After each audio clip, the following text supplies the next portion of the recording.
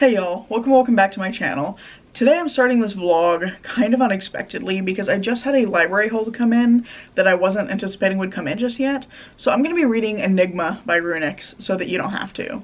I did this last year with Runix's book Gothicana, and that one is a dark academia romance that I thought was very poorly structured and poorly edited. That was the part that really shocked me, was how poorly edited it was. That was picked up by Bramble, which is Tor's romance imprint, and it shocked me how little editing it received during that process.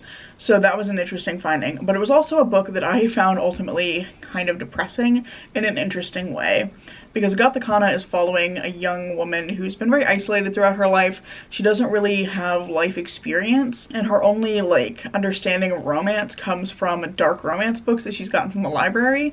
So then she goes into this new situation at a sketchy university and meets a professor, has a romance with him, and her kind of lack of understanding of romance and the expectations she has as a result of reading specifically dark romance influences her relationship with this professor and the ways that she views that relationship. And I found that really interesting but also really depressing, because I think it's a book with a romance premise but a horror plot, but it's not framed as a horror. It was an odd reading experience for me, and now Enigma is here. This is Runix's newest book, and it is also a dark academia romance. I know nothing else about it beyond that premise, and I want to know if it differs in any substantial way from Gothicana. So I thought we could find out together, and I figured this would be fun. This is probably going to be a mix of goofy and serious, and I'm curious to dive into this and see if Runix has improved as a writer in the intervening however many years. So that's what we're doing, and I'm gonna go ahead and dive in because, again, I don't know anything about this book, so hopefully I can come back in a little bit and give you a kind of a general plot summary, let you know what's going on, and hopefully I'll have some initial thoughts. It's very early days because I'm like 30 pages in, but I had to come back and do my first update, even though I still don't know what the plot is, because this is doing something that annoys me specifically. So here's our first update on Enigma. And before I start, I realized earlier that I don't know if I explicitly said, but this is going to be a spoiler vlog. I'm telling you everything that happens in this book. So just a heads up in case that's not what you're looking for, if you don't want to know what happens in this, if you want to read it yourself. One, I wouldn't recommend it. The writing's quite bad. But two, just so you know, if you want to read it, don't watch this video. Anyway, the book kicks off with two prologues. We first have a prologue where we see an unnamed woman jump off a cliff at Mortimer University. It's implied that she doesn't want to do this, but she says something like, "They're always watching," and then that's kind of it. That's the end of that prologue. We just set up that there's some sort of creepy group at the school. And then our second prologue follows our main character, Salem Salazar, which is a name that I hate and is also very Corvina Clem coded per Gothicana. And she is 12 years old in this prologue, and we find out that at 4 years old she almost died after falling in a pit, and there was a dead rabbit in the pit with her, and ever since then she's kind of been obsessed with death and what comes after death and investigating death and all of these things. But she comes from a family that finds that very creepy and weird, and her family is constantly telling her that she is unbecoming of a young woman with a good family, and she has a really tense relationship with her older sister Olivia. Olivia has a normal name. I don't understand how you end up with Olivia and Salem, but here we are. And so she has this tense relationship with her sister, but she finds out during her grandfather's funeral, which is what they're attending, and why, I don't know why that's significant, but it's happening, that her sister is having conversations with an older man who is a university student. And Salem is asking her about it, and she finds out it's part of a university group where potential students can interact with some of the current students and alumni to learn more about the school before they actually get there. And so she ends up signing up for this at 12 years old. She signs up to be in this university group, and it reroutes her to a super secret group. The sign-up page, by the way, knows that she's 12 years old. She gets rerouted to a super secret group that's you're going to have to do a task to join us. You must complete the task or your application will not be accepted. And then it cuts off. So the interesting thing finally happens, and then immediately we don't get to see it. It happens off screen. So far we have not actually gotten to know what actually happened there. So then we kick forward to, I think it's 8 years later. Salem is now 20. She's starting her first year at Mortimer University, and her sister has died 2 years previously. It seems like her sister has also either fallen off the cliffs or possibly the lighthouse. There seem to be a lot of falling deaths happening at this university. They might want to look into that and also probably put in some safety rails. So that's happening a lot. and she is arrived at the university. It's her first week. She's kind of waiting for classes to start, and she finds a body on the beach, and she goes down to investigate it, but she doesn't, importantly, call the cops, which she should be doing. So she goes out to investigate on her own and is like poking around the body and looking at things and writing things down when somebody sneaks up on her, and it's a guy that she's never met before. He starts talking, and we're immediately greeted to all of these descriptions about how sexy and hot his voice is. He has this like strong, manly, husky voice, and it gives her like the good brain tingles, I guess. We also get a lot of stuff about how she's sensitive to audio information. I think what Runix means by that is that she's really into ASMR, but apparently we can't say that normally. I'm kind of wondering if Runix is being paid by the word on this one. A lot of the descriptions are really, really wordy, overly complicated, hard to parse, and all of those things annoy me. Writing's bad, as I said, but she has this weird confrontation with this guy, and she realizes he's drawing. Like, she's all gooey about his voice and is like, oh, he could be an ancient leader, and oh, he could be a siren luring sailors to their deaths. But then she's like, are you drawing? That's so disrespectful and detached. Even I'm not that bad. I'm so methodical and rational, but you didn't call the cops. But you're sitting here drawing. It's like, I don't know. I don't understand why that's supposed to be such an affront to the dead, but she's very upset about it. And he also tells her, I've called the cops. I'm not sure why you didn't. And then he says, you got curious, didn't you? This is when she gets the good brain tingles.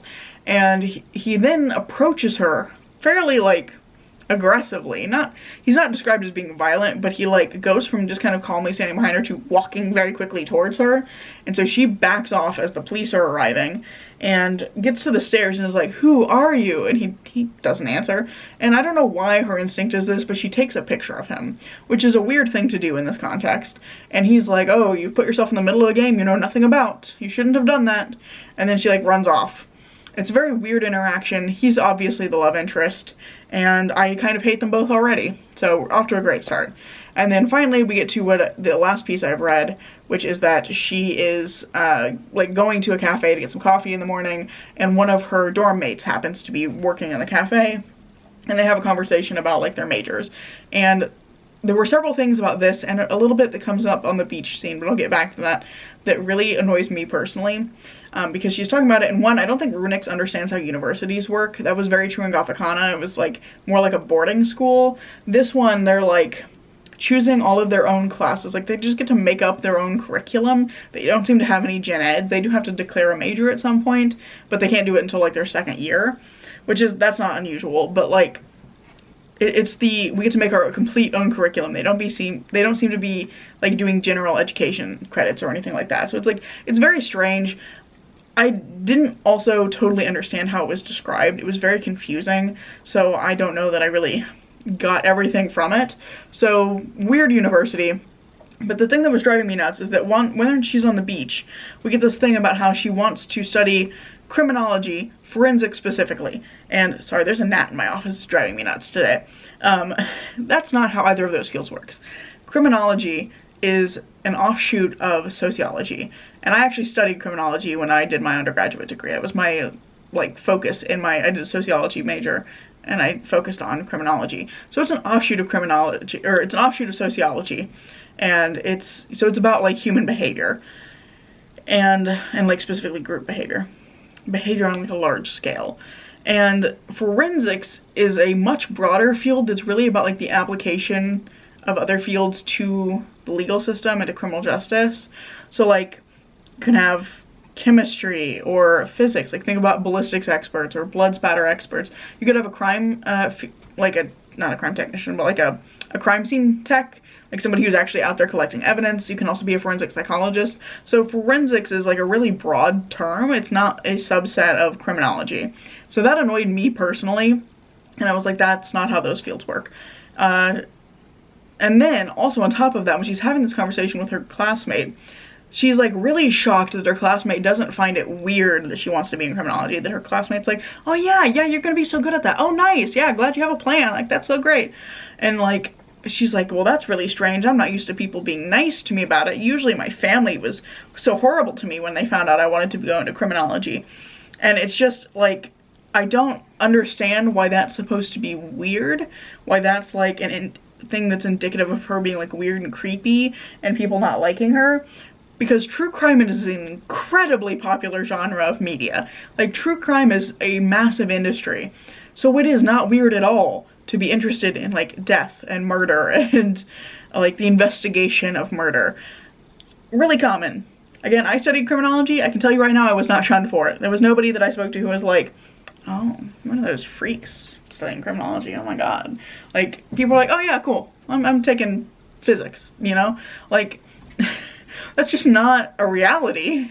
People don't think you're creepy because you like criminology or because you are interested in forensics.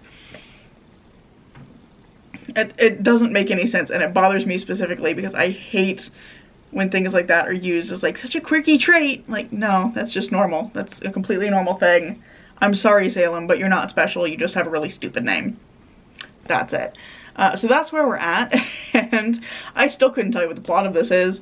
We're 30 pages in, and so far I have to guess that there's a murder mystery and a secret society, probably, because, you know, dark academia. And I'm gonna guess we find out more about what happens to her sister. That would be my guess here, and that's all I've got, but it just was bothering me. I needed to talk about the stupid criminology and forensics thing, and this like, oh, she's so quirky. But it's fine, it's totally fine. We're gonna keep going. We're gonna see what happens. I am finding a lot of crossover with Gothicana, like a woman with a weird, like, alliterative name, and she's like super creepy and quirky and like super elite university. There's a lot of crossover with Gothicana so far, but I have a feeling this one might actually annoy me even more, and that'd be impressive. I've made it to the end of part 1, and I have some thoughts. Kind of generally, I think that the writing in this is actually worse than Gothicana. It may just be that I have blocked out the experience of Gothicana from my mind, but I don't remember as frequently having to stop and like reread sections to figure out what was actually being said, or being quite so bothered by the way that things are described as I am in this one. I'm finding here that this book reads a lot like Runix had a thesaurus open next to her while she was writing, and also like she was being paid by the word. There's just lots of really long descriptions and kind of odd bits of phrasing, and a lot of the descriptions don't really add any particular atmosphere or tension or information to the story. So there were 2 examples I wanted to bring up because I think they really highlight my issues with the writing. The one is the sound of silence was loud in the room, which could have said the silence was deafening, the room was dead silent, etc., which would have been more impactful and shorter, less wordy. But the way that it's phrased, it just doesn't really have any impact, and it's really long. It's kind of a wordy way to say that, and I feel like that really highlights the issue I'm having with some of the feeling that like everything was done with a thesaurus. Like, rather than saying the silence was deafening, we have to do it with like something else that means the same thing but is not quite as sharp and impactful as it could be. So that's one example.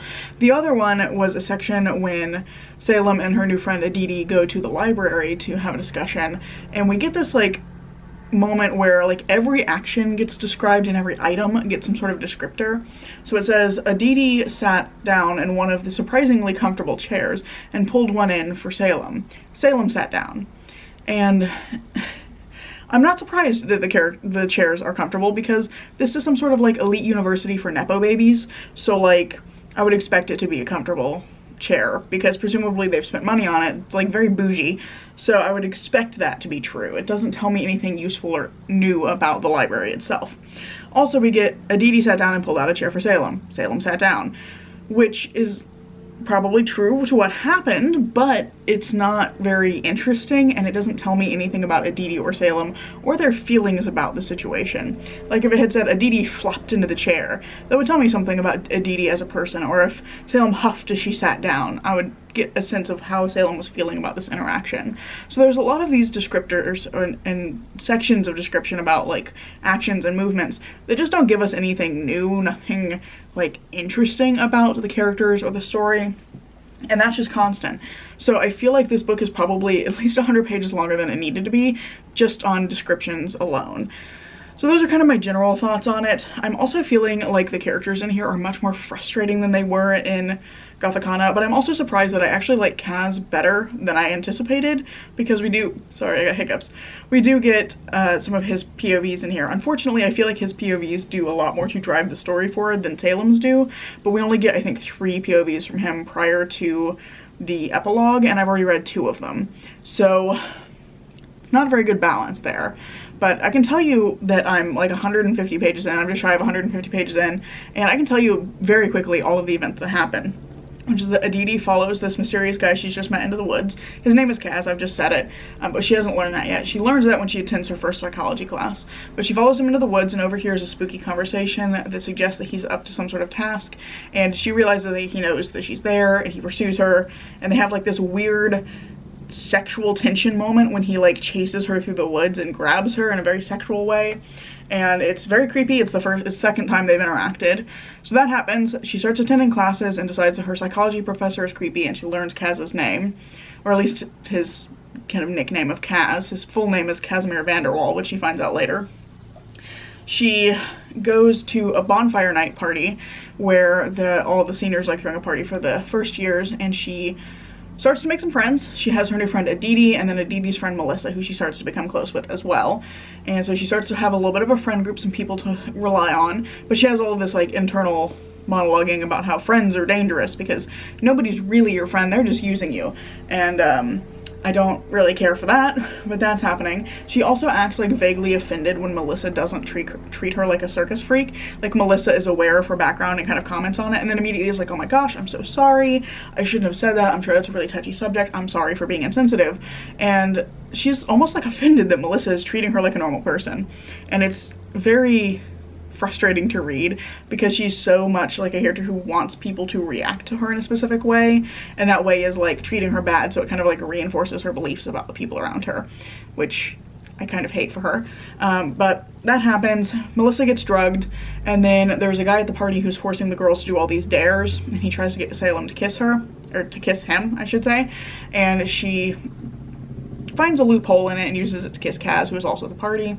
We also at this point get a POV from Kaz. This is his first POV, which lets us know that he is involved in some group associated with the deaths that have been happening, that he's investigating those deaths, that he is sort of allied with Eric, but he is trying to work around Baron, who is his other friend, who is also involved in the group, but is not aware of Kaz's investigation. And that he also is, 1, working on his anger, and 2, feeling weirdly protective of Salem in a way that he finds unsettling, but also is like, I can't act on it, I don't have any reason to, I don't actually know her or like her, I just feel this like weird protectiveness towards her for some reason, and that's pretty much it. But that gets us a lot further into the mystery than what Salem's gone through so far. So once we get out of his POV, we get some more Salem. She finds out that Aditi has some information, and they make plans to meet the following day at the library, and that meeting results in them discovering that 1, the young woman who died at the start of the book is pregnant, or was pregnant at the time of her death, and that 2, the like active student directory has been wiped of all of the students who have died previously. Salem has this like list of 10 people who have died that she knows of, and all of those people are associated with a specific award, and Salem has spoken to her advisor about wanting to apply for that award, which has been paused as a result of some of the deaths, and he is like, oh, I'll get back to you on that. After their conversation in the library, she finds out that that is in fact a go ahead. She is able to apply for the awards. And then she meets with her psychology professor, who gives her bad vibes from the start, and discovers that he has her sister's pendant, this pendant has been missing since her sister died. Nobody knew what happened to it. The police couldn't find it, and it turns out that the psychology professor has it, and he claims to her, he seems to know that she would recognize it, but claims to her, oh, it's my ex-wife's, isn't it so beautiful? And she just kind of plays along with that. She's like, I don't want to give away my hand too soon, and leaves and goes to talk to Kaz, following him into a spooky underground painting studio under the library. I don't know why it exists, but she has severe claustrophobia. And the thing with Salem is that she has like an incident in her background that explains like every piece of her personality. So for the claustrophobia, we find out that when she was 14, she somehow got locked into a coffin with a dead body. Unclear how that happened. We're given no details on the actual event. Also, coffins don't have auto-locking lids, so I don't know how she got trapped exactly, but that's why she has claustrophobia. But she also finds it kind of attractive when she has like these kind of dubious consent moments with Kaz, because she was sexually assaulted at a party when she was 16, and her sister stood up for her, thankfully. But she has had this like psychological coping mechanism, which is that as a result of that event, she now is like attracted to kind of consensual non-consent. So that we get a whole long explanation for. And in this moment with Kaz, as she's having this panic attack, he finds her and like pins her to a wall and says some of the absolute creepiest lines I've ever heard. One of them is, "Come on, little asp, shed your skin for me," which is horrific. And then he also says, "The next time you panic, I want to see it," which is also horrific, but not in quite the same way. And they have this like weird interaction where she starts to try and interrogate him. She went to speak to him to get a key to the professor's office. I should add that. He's the TA for her class. We also found out that he threatened his way into that position. That's very important. He's also lying about his age, but he's saying he's older than he is, and I don't really quite get what he's getting from that. But all that aside, during this conversation, she went to ask about getting into the professor's office while he's not there. But she ends up asking him if he knew the dead woman and if they made her do it, which makes him go, "What do you mean by they?" Because he clearly knows what's going on. And then he's like, "I'm not going to tell you anything. You little fool, I'm not telling you anything." And then he heads off to go meet with a guy in the woods who warns him that Baron is onto him and is supposed to be looking into him, and also that Baron is supposed to be looking into getting into Salem's residential like dorm area. He's supposed to be trying to get into her room to investigate her because her like poking around has started to draw attention to her. She's supposed to be off limits because she's related to a previous young woman that's died associated with this like secret society's activities, which we start to know more fully that Kaz is infiltrating a secret society that Baron is involved in, and Eric is helping him do it. But Eric knows why Kaz is investigating, and it's because Kaz's brother died. This is at the point where, after they have this like weird sexually tense interaction under the library, he goes off to meet somebody in the woods, and we get his POV on that. And he's like trying to now manage the situation where Baron is looking into him, and he needs to try and like prevent Baron from looking into Salem, because Salem's not actually like figured anything out yet. She's not really involved in the situation, but she's starting to make herself like a threat to this group without knowing that's what she's doing. So he's trying to figure out like how to manage that and how to prevent her from being targeted, because she's supposed to be off limits because of her relation to somebody else who's died as associated with their activities. And he also is like weirdly self-aware. In both of his POVs, we find out a lot about his anger. He knows that he's very angry, and in the second POV, we really learn that he's trying to manage his anger, and he's turned to painting and mixed martial arts as a way of doing that, as giving himself an outlet. And he finds that those things really help, and he's like really glad that he found a gym nearby that he can attend. And we also learn that the creepy things he said are associated with him like noticing how icy, and that's the word that Runix constantly uses to describe Salem, but noticing how like icy and aloof she is, and just wanting to see her like react to something like a normal person. And so he's kind of fascinated by her having this panic attack, and what he meant when he said those couple of things was just that he wants to be able to see underneath her kind of mask. So it's a really creepy thing to say, still objectively horrific things to say, but we kind of get some explanation for why he said, "Shed your skin for me, and the next time you panic, I want to see it." So a little bit of explanation. He's much more like just a normal dude in his own head than he is in Salem's perspective, where he is just an unhinged, creepy ass dude. I don't know how else to describe him. He's just really creepy in her perspectives. But like, that's everything that's happened. We get a little bit of information about the professor having the necklace, that the dead woman was pregnant, and also the students who have died have been erased from the school's website. I want to point out that like it's an active directory that they're looking at, and it would not be weird for students who have passed away to be removed from that and potentially put on like an in memoriam list, because they're no longer active students, so they can't be contacted, and they're not actively using like a student ID. So I don't know why that's supposed to be so significant. It's mostly just indicative to me that Runix does not understand how universities work. All that aside though, we get like those few pieces of information, and we find out that Kaz is here investigating. Also, we find out it's because his brother died also, so I've said also a bunch of times, please forgive me. But we find out that his brother has died, and that's why he's investigating. So he's really here for the same reason that Salem is, but he's just had a more successful time infiltrating the group and getting closer to like answers. So that's pretty much everything we get in 140 some pages. And I'm shocked at how little is happening. So many of Runix's sections, or not Runix's, oh my god, so many of Salem's sections just start with like, and then time passed. It had been a month since such and such happened, and Salem was going to all of her classes, and classes were going well. And that's pretty much it. Also, she has a murder board in her room, so that's fun. But yeah, very, very little actually happening. And I think what I'm really struck by here is I feel like in Gothicana there was more like relationship development happening pretty early on, because Corvina gets like a new roommate and she starts to become friends with her. She starts interacting with Vad, and while Vad is also supremely creepy, they have like, we have these like scenes that move the story forward of her being in his class and having these strange interactions with him, or like interacting with her roommate but finding that he's following her. So there's like things that are pushing that story forward. Things are happening, Corvina's finding information, and also she's just being like, you know, the gremlin that was raised by the village witch, which is less irritating to me than Salem is. Because when Corvina does weird shit, you're kind of like, okay, but you seem to have been raised in a medieval village by the village witch, and Salem had like a fairly normal childhood. So it works a little bit better for me when Corvina does weird, stupid shit. But Salem, I don't think it's a pass on those things. So it's weird to me how much more I'm disliking this one over Gothicana, because I didn't like Gothicana, but I felt like it was better structured and paced. It wasn't good, but it had that like forward momentum that I feel like this book is really missing. It's taking so long for us to get new information, and we're getting so much information about Salem's kind of like day-to-day activities that don't really do anything to push our understanding of her or the story forward in any real way.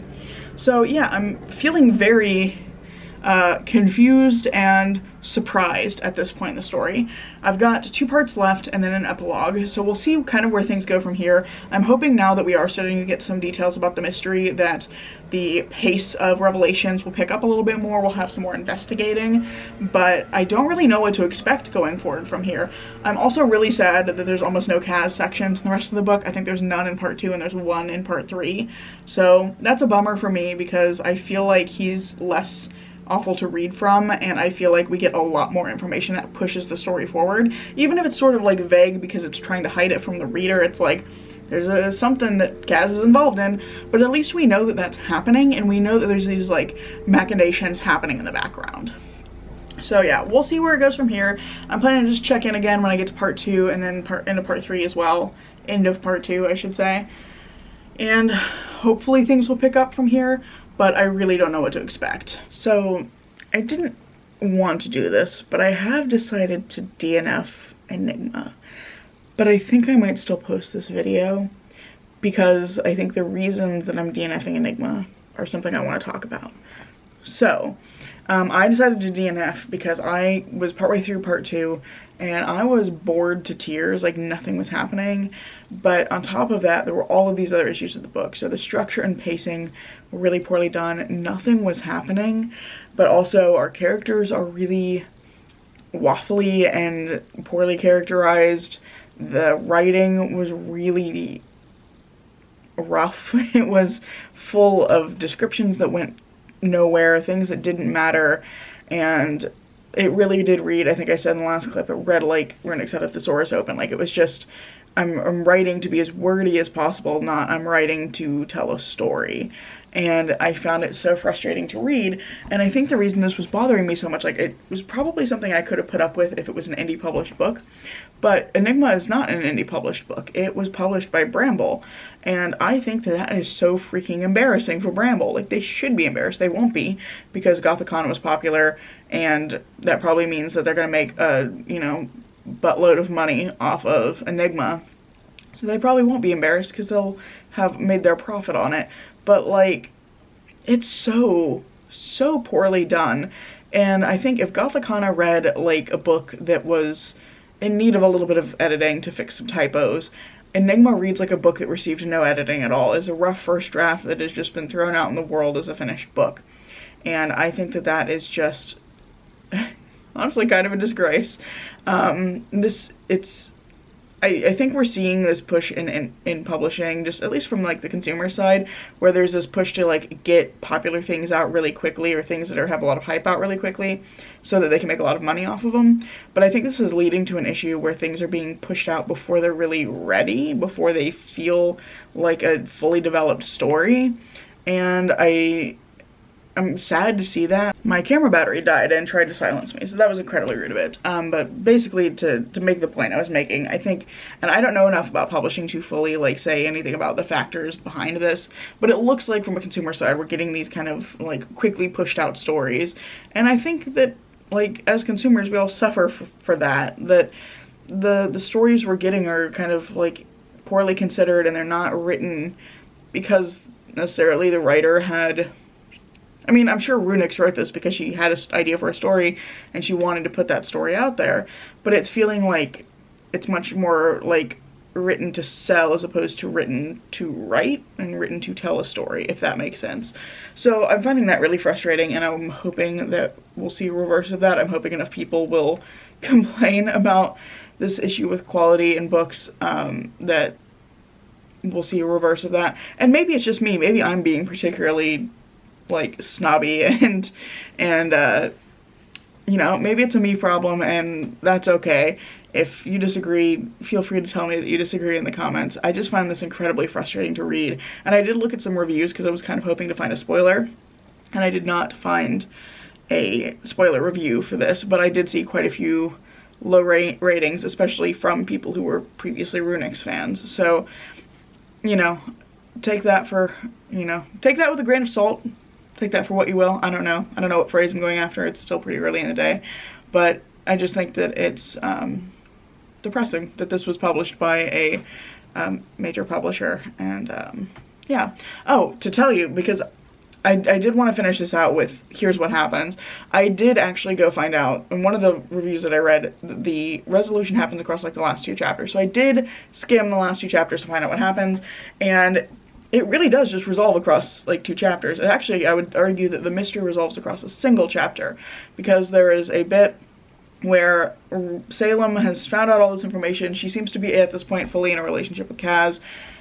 Obviously, it's a romance, and she goes to the lighthouse on campus and hears like weird sounds in it. I'm not sure why she goes, because that wasn't in the chapter, but she like enters the lighthouse, immediately gets caught by what is apparently a cult doing an initiation ritual in the lighthouse, and one of her new friends, Melissa, is like laid out drugged on an altar. Poor Melissa keeps getting drugged in this book, but she's like drugged on an altar, and it is revealed that these men, this like group of men in cloaks that are the cult, are about to gang rape Melissa as a part of the initiation ritual for their newest member.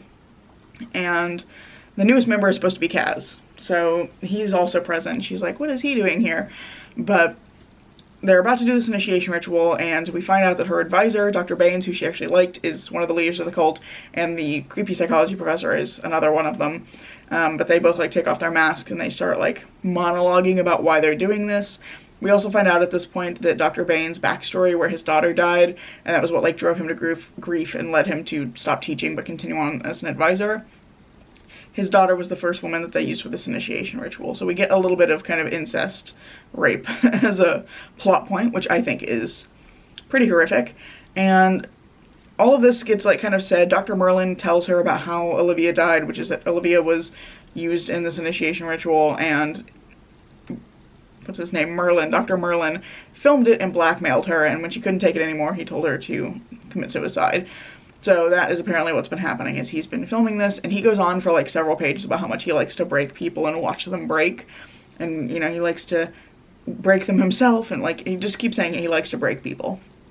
And he gives her this like graphic description of that, and then nothing really matters here because they're like, oh, you're not gonna make it out of here alive. And then like 3 pages over, some guys in suits with plague doctor masks come in and like drag all of the cult members away, and it turns out that like Kaz and this guy Baron are both technically, they were both initiates for the secret society, which was trying to take down the cult and stop the killings.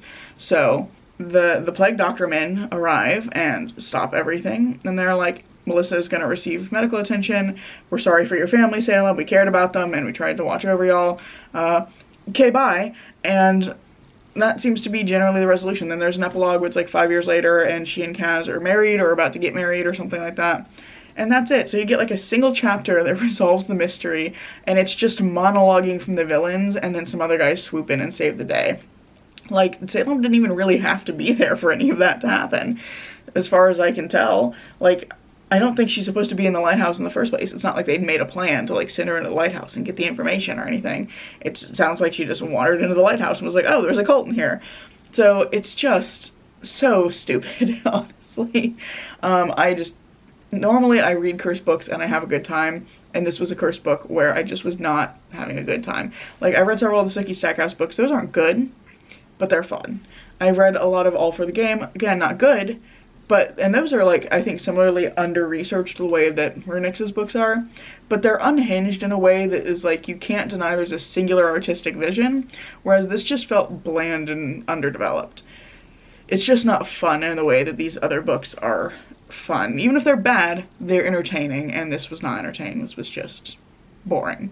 And frankly, that's my my kind of line that I've drawn for myself with reading books, is that, like, the greatest sin a book can have is that it's boring. There's nothing interesting happening.